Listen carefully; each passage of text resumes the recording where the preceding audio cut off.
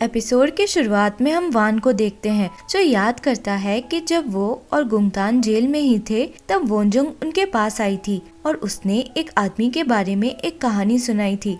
वो आदमी शापित था और उससे कहा गया था कि वो अपने शाप से तभी बाहर आ पाएगा जब वो अपने सामने आने वाले 1000 लोगों को मार डालेगा। उसके बाद से वो आदमी अपने सामने आने वाले हर इंसान को मारता चला गया था और ऐसे करके उसने 999 लोगों को मार दिया था और अब बस उसे एक इंसान को मारना था।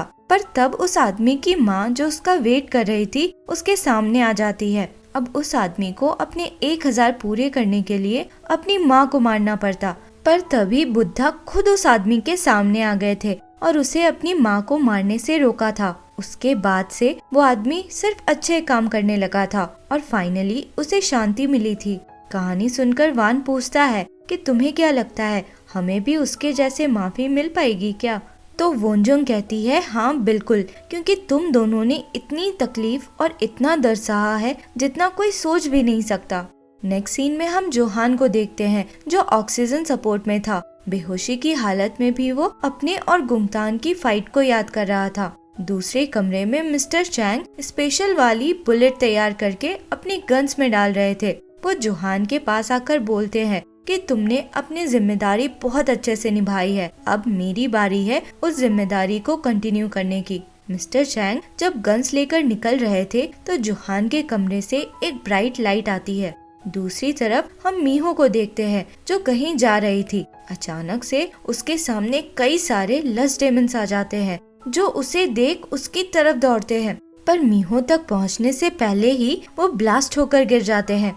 मीहो थोड़ी कंफ्यूज होती है कि ये कैसे हुआ। फिर देखती है कि मिस्टर चैंग ने उन डेमन्स को अपनी गन से शूट किया था। मिस्टर चैंग मीहो को एक गन देकर बताते हैं कि इसमें सिल्वर बुलेट्स है जिसमें होली वाटर भरा गया है। फिर बहुत सारे लस्ट डेमन सामने आने लगते हैं जिन्हें मीहो और मिस्टर चैंग मिलकर शूट करने लगते हैं। लास्ट में लस्ट डेमन्स की आर्मी के साथ गुंगतान खुद सामने आता है। गुंगतान खुद भी लस्ट डेमन ही बना हुआ था।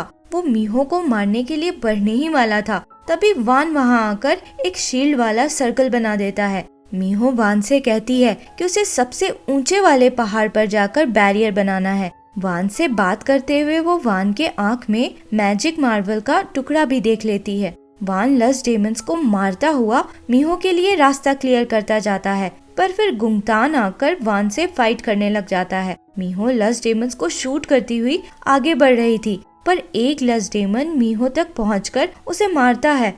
लस्ट डेमन फिर से मीहो की तरफ बढ़ता है, पर तभी जोहान वहां आकर अपनी तलवार से उसके 2 टुकड़े कर देता है। जोहान के बॉडी से एक अलग सा पावर रेडिएट कर रहा था। मीहो जोहान से कहती है कि उसे बैरियर बनाना है, इसलिए वो वान के साथ रुककर लस्ट डेमन्स और गुंगतान को तब तक रोक कर रखे जब तक वो बैरियर न बना लेती है। मीहो पहाड़ की तरफ दौड़ जाती है और जोहान रुककर लस्ट डेमन्स को मारने लग जाता है। मीहो पहाड़ के टॉप पे पहुंचकर बैरियर बनाना शुरू कर देती है, पर उसे बहुत सी मेमोरीज याद आने लगती है और वो कमजोर पड़कर वहीं गिर जाती है।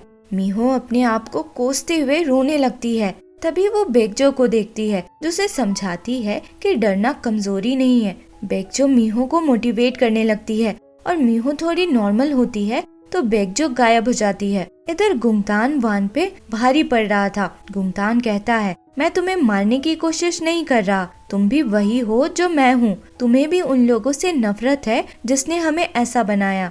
तुम इस आइलैंड के प्रोटेक्टर नहीं हो, तुम भी मेरी तरह इस आइलैंड से नफरत करते हो।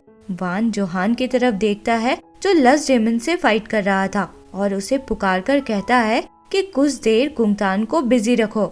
जोहान अपना तलवार लेकर गुंगतान की तरफ दौड़ जाता है और उससे फाइट करने लगता है। इधर मीहो फिर से बैरियर बनाने की कोशिश करने लगी थी और उसके चारों तरफ एक एनर्जी कवर बना हुआ था। तभी वान भी वहां पहुंचता है और बहुत मुश्किल से मीहो तक पहुंचकर उसे टच करता है। वान कहता है मैं नहीं चाहता कि इस तरह से बैरियर बनाकर तुम हमेशा के लिए गायब हो जाओ। मीहो भी सेम बात कहती है कि मैं भी नहीं चाहती कि तुम उस तरह से गायब हो जाओ। मीहो कहती है ये मेरी किस्मत और मेरी जिम्मेदारी है, तुम्हारी इसमें कोई जगह नहीं है। वान कहता है मेरी किस्मत तब से ही डिसाइड हो गई थी जब उनका ब्लड मेरी बॉडी में दौड़ने लगा था।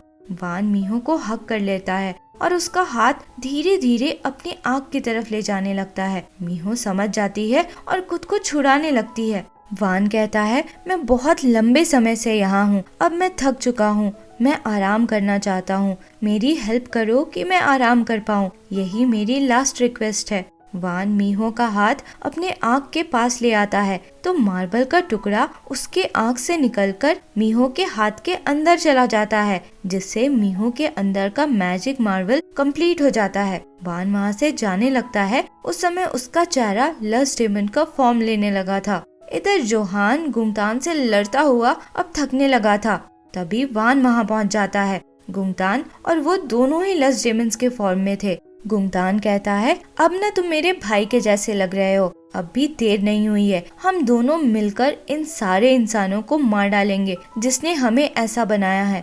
गुंगतान वान को मीहो के अगेंस्ट भी भड़काने की कोशिश करता है, पर वान पे कोई असर नहीं पड़ता। वान कहता है, अब हम दोनों का इस दुनिया से गायब होने का समय आ चुका है। वान और गुंगतान अपने अपने खंजर को तलवार बना लेते हैं और फाइट करने लग जाते हैं। दूसरी तरफ मीहो बैरियर बनाने में लग जाती है। जोहान और मिस्टर चैंग लस्ट डेमन्स को मारने में लगे थे और गुंगतान और वान फाइट करने में।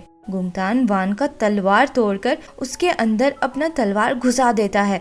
वान भी अपना टूटा हुआ तलवार गुंगतान में घुसा देता है, ये बोलकर कि साथ आए थे अब साथ जाएंगे।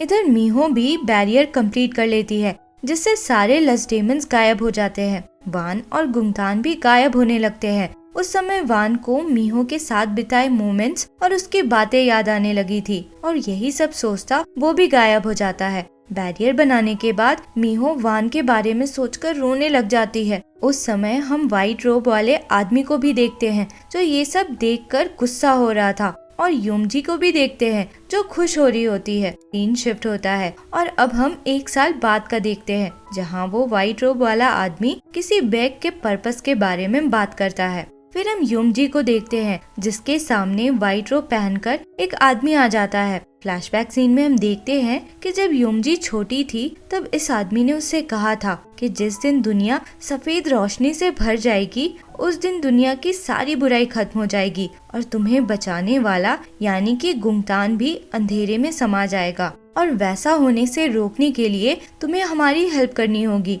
उस आदमी ने योमजी को उस समय पावर्स दिए थे ताकि वैसे सिचुएशन आने पे वो लोग योमजी की हेल्प ले सके। अब ये आदमी योमजी के पावर को एक्टिवेट करके कहता है कि तुम्हें हमारी हेल्प करनी होगी। ये सुनते ही योमजी की आंखें रेड हो जाती हैं।